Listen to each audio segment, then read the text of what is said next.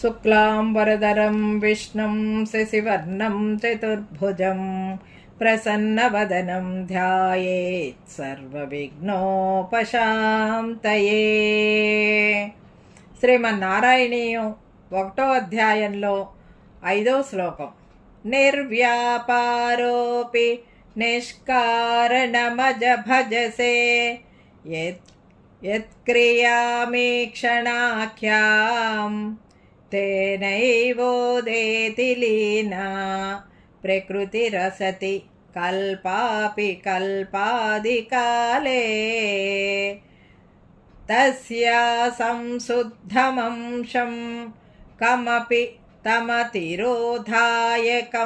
సత్వరూపం సత్వం ధృత్వా దధాసి స్వమహిమ విభవాకుంఠ వైకుంఠరూపం.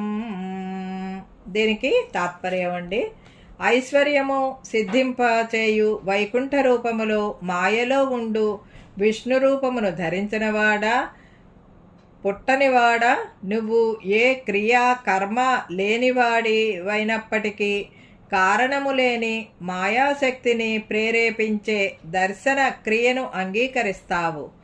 అయస్కాంతము దగ్గర ఉన్న ఇనుముకు చలనము కలిగినట్లుగా స్వామి సన్నిధానములో ఉన్న ప్రకృతిలో ప్రేరణ జరుగును.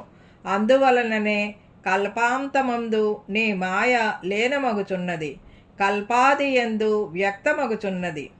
ఆ మాయ యొక్క పరిశుద్ధమైన అంశం కలిగిన ఆ చైతన్య ప్రకాశమైన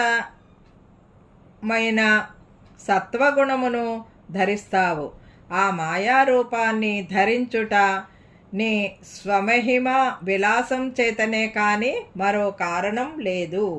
ఇదండి ఈనాటి వీడియో. ఈ వీడియో కనుక మీకు నచ్చినట్లయితే లైక్ చేయండి, షేర్ చేయండి, కామెంట్ చేయండి, సబ్స్క్రైబ్ కూడా చేయండి.